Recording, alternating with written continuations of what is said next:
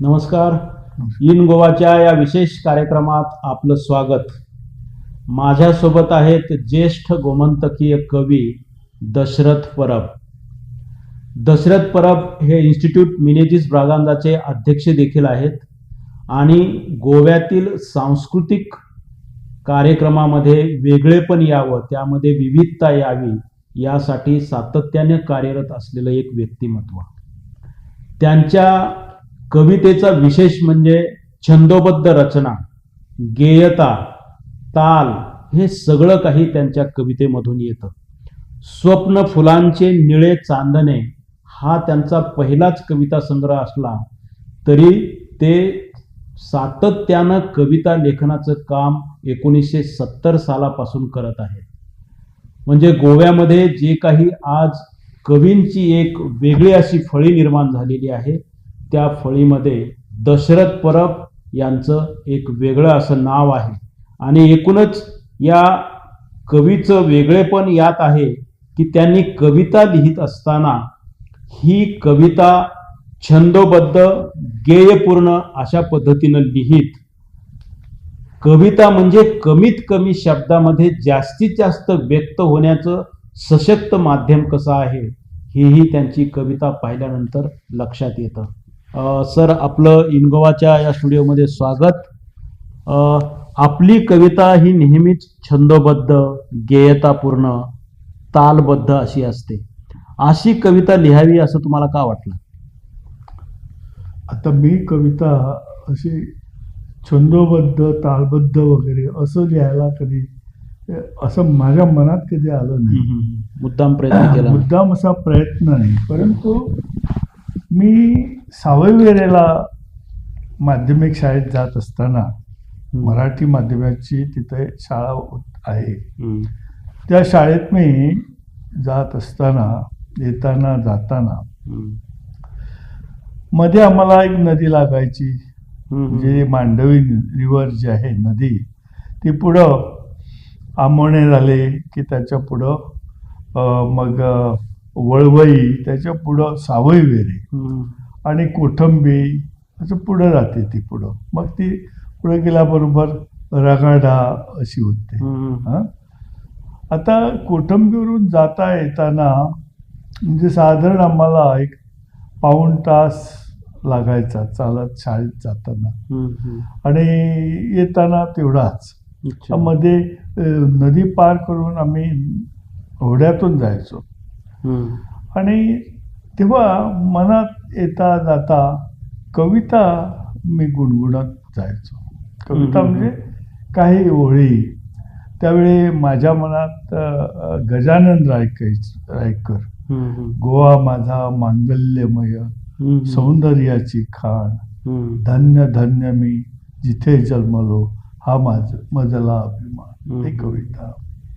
किंवा बाकीबाब बोरकरांची कविता, ताठ मान मी उभा, नभास नित्य वाहुनी, राहिलो तुझ्याच साठी, बाहू हे उभारुनी. ह्या कविता माझ्या मनावर, माझ्या मनात बसायच्या तेव्हा. आणि असं गुणगुणत जाता येता माझ्या मनात कविता जन्माला आली असं मला वाटतं. कविता लिहित असताना साधारणतः कवीला काय पथ्य पाळावी लागतात असं तुम्हाला वाटतं?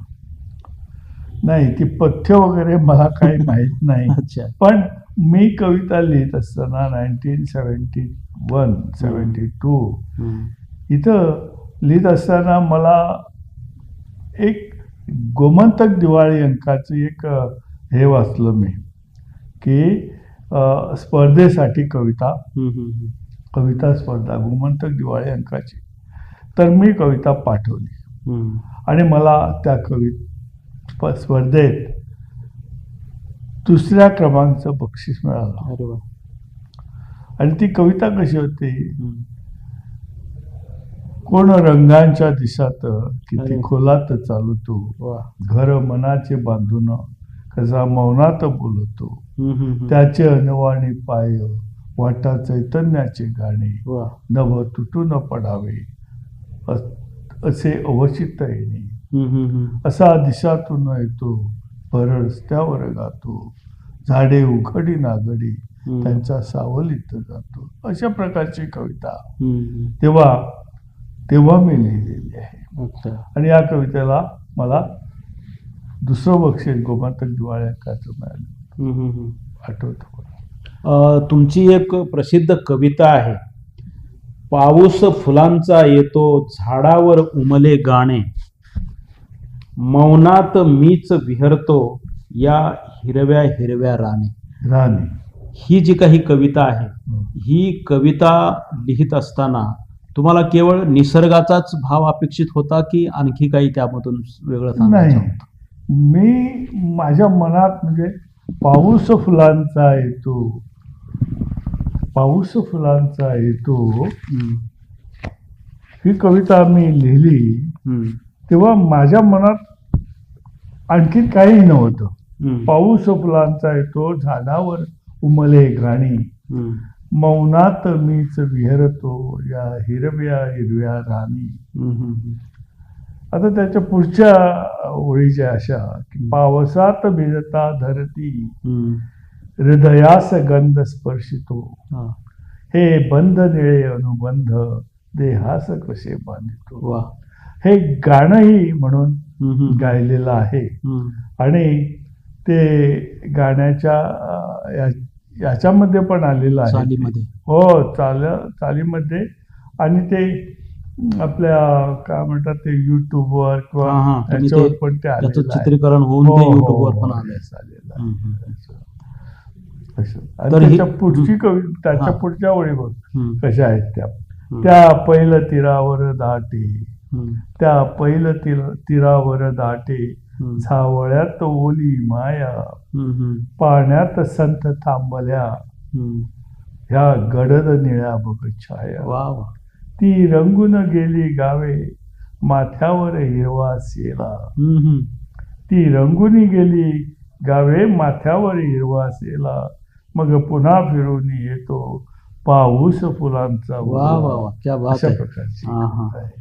म्हणजे एकूणच गोव्यातला निसर्ग आपल्या कवितेमधून मांडत असताना ते एक वेगळ्या प्रकारची अनुभूती त्यातून अशी देतात की एक जीवनातले काही पदर देखील त्यामध्ये उलगडत जातात. ही जी काही जीवनाकडे बघण्याची तुमची दृष्टी आहे ती केवळ कवी म्हणून आहे की माणूस म्हणून, म्हणजे नेमकं त्याकडे कसं बघता तुम्ही? आता मी कवी आहे आणि माणूसही आहे. माणूस आहे म्हणून मी कवी आहे. ओके. हा. हा. आणि हे जे तुमचे प्रश्न आहेत त्याला माझ्याकडे समर्पक असं उत्तर नाही. अच्छा. आता पण माझी कविता कशी आहे हम्म. ती मी तुम्हाला सांगू शकेन. अच्छा. आता तशीच दुसरी कविता बघा. हा. वाटे इथून जावे, हम्म. वाटे इथून जावे, वाटे इथून जावे, धुंडीत चैत्र वाटे, हम्म. मातीत पेरलेल्या हम्म. प्राणातल्या पहाटे, वा. वाटे इथून जावे, गर्भार मौन माझे, हम्म. गर्भार मौन माझे, हम्म. तेथे फुलात गावी, वा. प्राजक्त गंध ओले, हम्म. रक्तात झोजवावे, वा. आदित्य ये उदेला, अंधार पोसताना, हम्म. गांधार शब्द माझा, रक्तात घे रुजावा, वा वा. ग्रेट. दीप्ती तुझ्या मुळेही प्राणात पेरलेली, हम्म. आयुष्य अक्षरांचे भाळावरी फुले. वा. म्हणजे अशा एकूणच प्रकारची ही गे कविता असली तरी ती जीवनाकडे कशा अर्थाने बघते आणि जीवनाचा अर्थ कसा शोधते याचंही सुंदर असं वर्णन कवीने इथं केलेलं आहे. ही चर्चा आम्ही पुढे नेणारच आहोत. वेळ झाली आहे अल्पशा विश्रांतीची. कुठेही जाऊ नका, पाहत रहा इन गोवा 24 तास. इन गोवाच्या या विशेष कार्यक्रमात आपलं पुन्हा एकदा स्वागत. माझ्यासोबत आहेत ज्येष्ठ गोमंतकीय कवी दशरथ परब आणि आम्ही चर्चा करतो आहोत त्यांच्या कवितेच्या प्रवासावर. परब सर, तुम्ही ज्या प्रकारच्या कविता लिहिता त्या कवितांना गीत पण म्हटलं जातं, त्या कविता अगदी गाणं होऊन येतात. असं तुम्ही कवितेचं एक दालन समृद्ध करत असताना साहित्याच्या आणखी कोणकोणत्या क्षेत्रामध्ये तुम्हाला रस आहे आणि कोणत्या क्षेत्रामध्ये ती साहित्याचे प्रकार तुम्ही हाताळले आहेत? नाही, मला कथा पण आवडतात. अच्छा. मला आवडतात, हम्म. पण मी कथा अशा लिहिलेल्या नाही. लिहिलेल्या आहेत काही, हम्म. पण अशा जास्त अशा कथा लिहून त्या प्रसिद्ध वगैरे केलेल्या नाही. पण अनेक कथा लिहिलेल्या आहेत मी. दुसरं म्हणजे मी छोटी काय म्हणतात त्याला, की छोट्या एका व्यक्तिचित्र हा, ओके. ती व्यक्तिचित्र. पण लिहिलेले आहे. अच्छा. आहे. आणि आता माझ्या मनात आहे की ती छापून यावीत म्हणून. तसा मी प्रयत्न पण करणार आहे आणि होणार ते लगेच.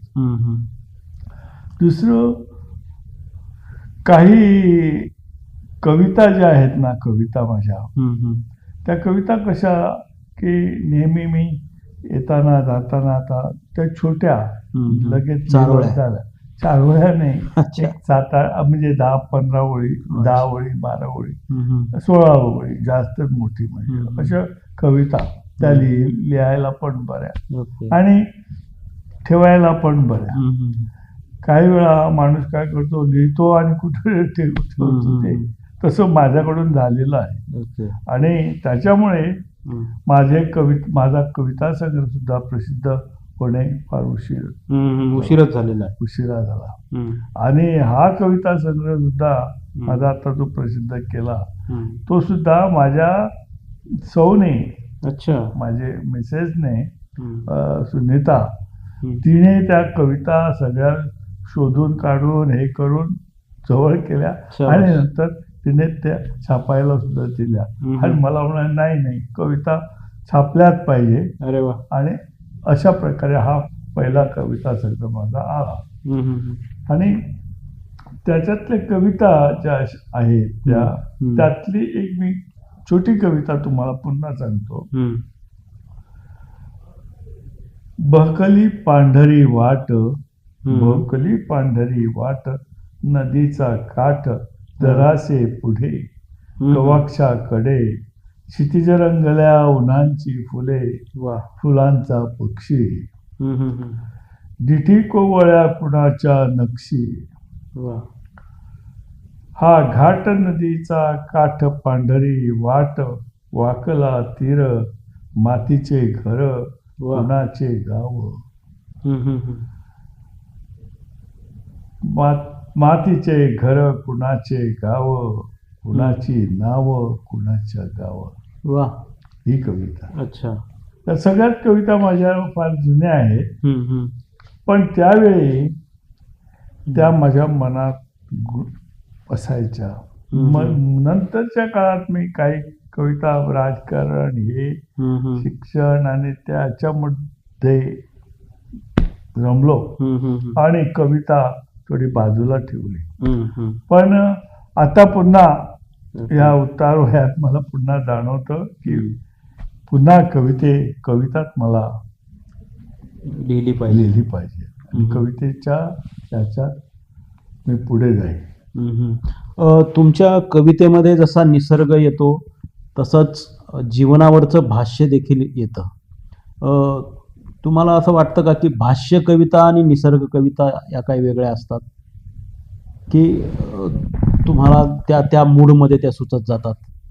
नाही, कविता कशी असते आणि काय असायला पाहिजे हे मी सांगू शकत ठरवून करत नाही. आता आणखीन एक कविता बघा कशी आहे. काळोखाच्या पडद्या मागुने, काळोखाच्या पडद्या मागुने, कुणी अनामिक जातो आहे. काळोखाच्या पडद्या मागुने कुणी अनामिक जातो आहे. लाल मातीचा टिळा लावून प्रकाश शोधित जातो आहे. गाव वेशीवर दिवा ठेविला, दिशा दिशांनी गर्भ धरावे.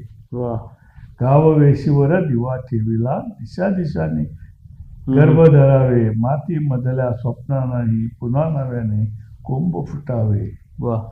स्वप्न रुजावे इथे जिथे, हम्म. स्वप्न रुजावे इथे तिथे, अन झाडा मधुनी यावी दीप्ती, वा. पाषाणाला कंठ फुटूने अभंगातली यावी ओवी. वा. अशा पहाटे गाव वेशीवर कोण कधीचा गातो आहे, हम्म. अशा पहाटे गाव वेशीवर कोण कधीचा गातो आहे, काळोखाच्या पडद्या मागुने कोण कधीचा जातो आहे. वा. म्हणजे एकूणच जीवनावरचं भाष्य करत असताना तुम्ही त्यातला सौंदर्य बोध सुद्धा कायम ठेवलेला आहे. अशा कविता लिहायला काही वेगळी तयारी करावी लागते का कवीला? मला तरी वाटत नाही तसं. अच्छा. पण मला कविता येते, मला स्पर्श करते, हम्म. मला वाटतं कविता अशी असावी, तसं मी लिहितो. हम्म. आता छोटी कविता बघा कशी, हम्म. फुल पुन्हा फुललेले, अच्छा. कवितेचं नाव हम्म. फुल पुन्हा फुललेले, हम्म.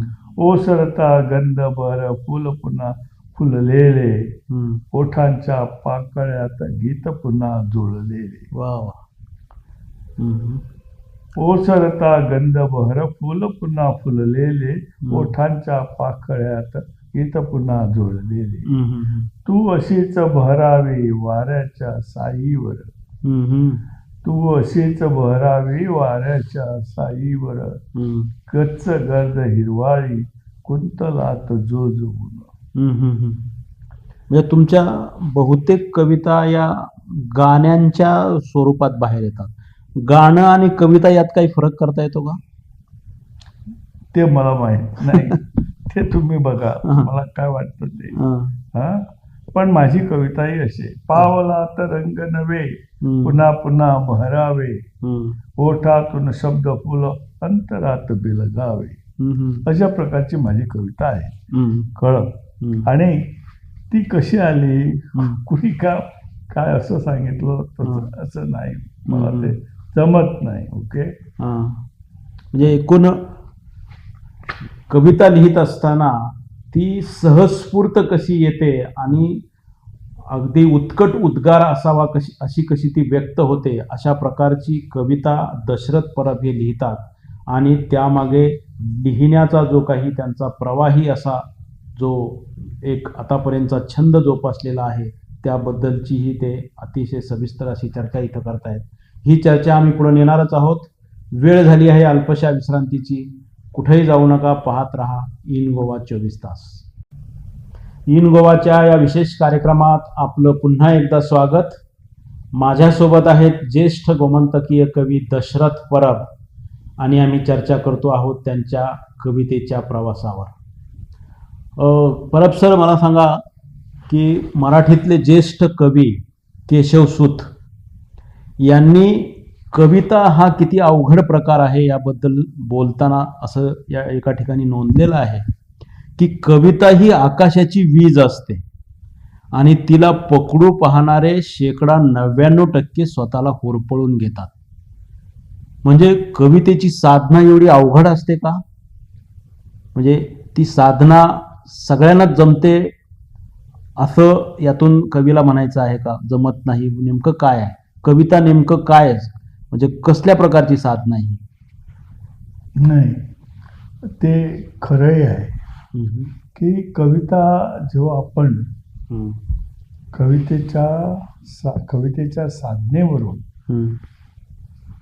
साधनेचा विचार करतो, तेव्हा नंतर आपण त्या कविता आपण प्रस्तुत करतो किंवा ते कविता आपण लिहू लागतो, तेव्हा अनेकदा आपण काय करत असतो की त्या कविता झाल्या म्हणजे आपण आपल्या मनाशी विचार घडवून तो विचार पुढं नेत असतो आणि अशा प्रकारे कविता या येतात. पण एवढं मला नाही वाटत की सगळे ते कवितेच्यामुळे म्हणजे ते यशस्वी होऊ शकत नाहीत. हम्म, पण आता मी बघतो की अनेकदा आमच्या इथं आमच्या या IMBच्या याच्या कार्यक्रमाच्या वेळी हम्म, कित्येक जण कवी हम्म. कवयित्री येतात, आपापली कविता सादर करतात हम्म, आणि जातात. हम्म, कवी संमेलन आहे किंवा कवितेची स्पर्धा आहे म्हटल्याबरोबर जे स्पर्धक असतात ना हम्म. ते असतात. अच्छा. त्यांच्याबरोबर चुकून दुसरा माणूस आलेला असतो. हा, हा. त्याच्यामुळे 50 जण स्पर्धेत भाग घेणार आहे असे हम्म. तर सगळे लोक 60-65 लोक असतील. अच्छा. आणि जेव्हा त्यांच्या कविता झाल्या की ते हळूच बाहेर जातात हम्म, हम्म. आणि मग असं माणसांची संख्या हा, हा. कमी होत जाते. म्हणजे कवितेला रसिक राहिला नाही असं काय म्हणायचं का तुम्हाला? कवितेला रसिक आहे पण दुसऱ्याची कविता ऐकायचं अच्छा, ऐकायची तयारी नसते. असं म्हणून प्रत्येक जण आपल्या कवितेच्या तंद्रीत असतो. अच्छा. आपली कविता अशी आहे हम्म, आणि त्यातल्या त्या हम्म. तावून सुलाखून बाहेर पडलेल्या ज्या कविता हम्म. असतात आणि जो मोठा कवी असतो त्याच्या कविता या जगभर पसरतात. बरोबर. मी तुमच्या याच बोलण्याचा धागा पुढे घेऊन जाताना असं म्हणेन, हिंदीतले एक प्रसिद्ध कवी आहेत हजारी प्रसाद द्विवेदी. हजारी प्रसाद द्विवेदींची एक प्रसिद्ध कविता आहे, अंधकार है वहां जहां साहित्य नहीं है, मुर्दा है वो देश जहां साहित्य नहीं है.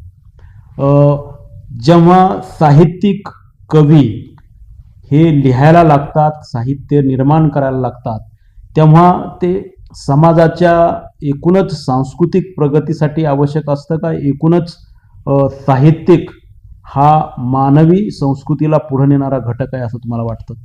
नाही, हा साहित्यिक म्हणा किंवा कवी जो असतो हा मानवी संस्कृतीला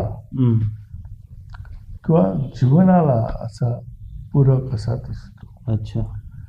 म्हणजे आपण जेव्हा कविता लिहित असतो ना, कविता करत असतो त्यावेळी तो कवितेच्या ह्याच्यात बुडून गेलेला असतो असं नाही, पण तो आपलं भान ठेवून ती कविता लिहित असतो. पण मोठी कवी, आता काही जण सांगतात की बाकीबाब बोरकर, बाबा बोरकर म्हणा, किंवा आपल्या कोकणीतले एक ज्येष्ठ कवी मनोहरराय सरदेसाई, गजानन रायकर, या कवींना मी अगदी जवळून पाहिलेलं आहे. शंकर रामानी कवी गोव्यातला, आता त्याची जन्मशताब्दी नुकतीच समारोप झालेली आहे. तर हे कवी फार मोठे होते.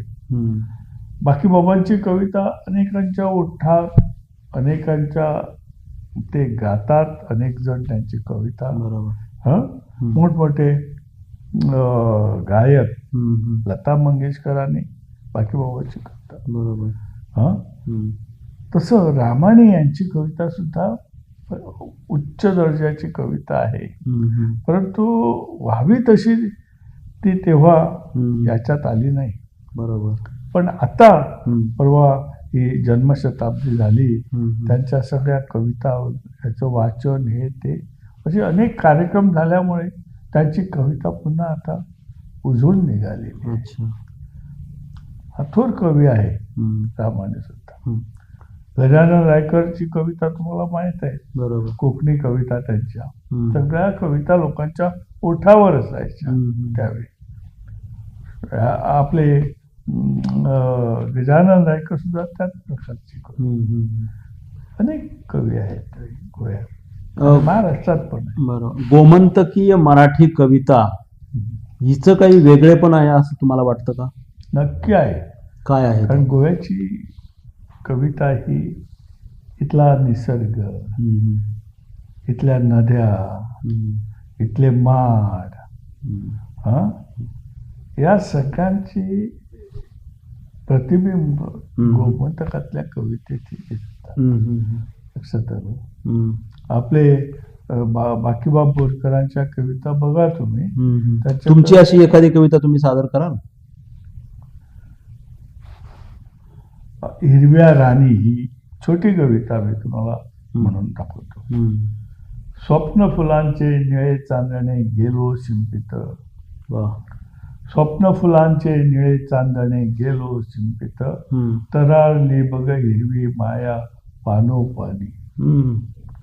कुणी पेरिले स्वप्न हिरवे हिरव्या राणी, कुणी पेरिले स्वप्न हिरवे हिरव्या राणी, कोण सांडले कातर वेळी रान माळुनी. वा वा. कोण सांडले कातर वेळी रान माळुनी, निळाच वाटे सैल पावले रेखित आली, निळाच वाटे सैल पावले रेखित आली, मग झाडांच्या माथ्यावर पुन्हा फुले उमलली. पावलासही नाद भेटला उमू लागली गाणी, पावलासही नाद भेटला उमलू लागली गाणी, फुले मोकळी तरतरून हसली हिरव्या राणी. वा वा. फुले मोकळी तरतरून हसली हिरव्या राणी. म्हणजे एकूणच गोमंतकीय मराठी कविता कुठून कुठे पोहोचली. गोव्याला ज्ञात असलेला पहिला मराठी कवी कृष्णदास श्यामा याच्यापासून सुरू झालेली मराठी कवितेची भरभराट गोव्यात आज दशरथ परब या कवीपर्यंत येऊन पोहोचलेली आहे. गोमंतकीय मराठी कवितेचं दालन समृद्ध करणारे कितीतरी मराठी कवी या गोमंतकाच्या मराठी व्यासपीठावर पुढे येताना दिसत आहेत आणि त्यातून मराठी कवितेचं दालन केवळ गोमंतकापुरतंच नव्हे तर अखिल भारतीय पातळीवर समृद्ध होताना दिसतं आहे. ही खूपच आशादायी गोष्ट आहे. दशरथ परब सर, आपण आमच्या इन गोवाच्या दर्शकासाठी मुद्दाम आपल्या काव्य प्रवासाविषयी, गोव्यातील मराठी कवितेविषयी चर्चा करण्यासाठी मुद्दाम आलात, त्याबद्दल मी आपला आभारी आहे. धन्यवाद.